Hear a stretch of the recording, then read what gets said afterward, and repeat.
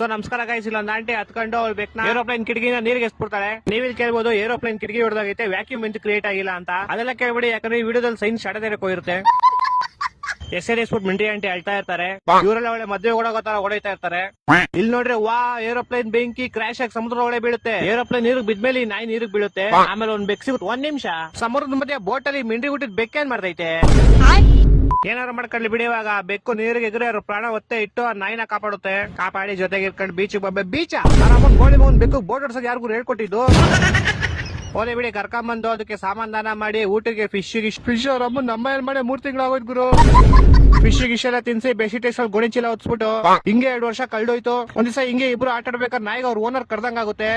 ಯಾರದು ಕರಿತಿರೋದಂತ ಹೋಗಿ ನೋಡಿದ್ರೆ ಅವ್ರ ಓನರ್ ಕ್ರಾಶ್ ಆಗಿದ್ ಪ್ಲೇನ್. ವಾಟ್ ದ ಫಾಕ್ ನಕ್ಕನ್ ನಮ್ಗೆ ಅವಾಗಲೇ ಪ್ಲೇನ್ ಬೆಂಕಿ ಎತ್ಕೊಂಡು ಸಮುದ್ರ ಒಳಗಡೆ ಕ್ರಾಶ್ ಆಗಿರೋ ತೋರಿಸ್ಬಿಟ್ಟು ಇವಾಗ 2 ವರ್ಷ ಆದ್ಮೇಲೆ ಯೂರಿರೋ ಐಲ್ಯಾಂಡ್ ಎಲ್ಲ ಕ್ರಾಶ್ ಆಗಿರೋ ತೋರಿಸ್ತವ್ರೆ.